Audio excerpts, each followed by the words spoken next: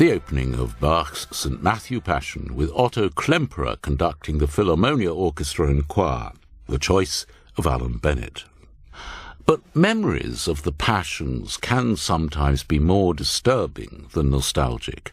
One of our guests, Philippe Sands, an international human rights lawyer, uncovered something very troubling and challenging when he was writing his book about the Nuremberg trials. I discovered, in researching the book, that Hirsch Lauterpacht, at a crucial moment in the trial, as he's preparing the closing arguments for the British government, and as he discovered that his entire family had perished, writes to his son, Elie, who was my first teacher of international law, and says, what helps me get through this difficulty is listening to music, and in particular, the strains of Johann Sebastian Bach and the Matthew Passion.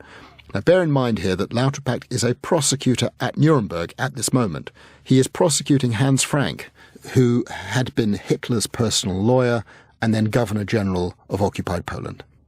I then discover that Hans Frank has told, at the same moment, July 1946, the American Army psychologist looking after him, that what helps him get through the difficulties of this trial is to imagine that he is listening to music, and in particular, and remarkably, that he is listening to Johann Sebastian Bach and the Matthew Passion. How extraordinary, I thought, that two men on opposite sides of the same courtroom, one a prosecutor, one a defendant, take solace in the very same piece of music. What does that tell us about music?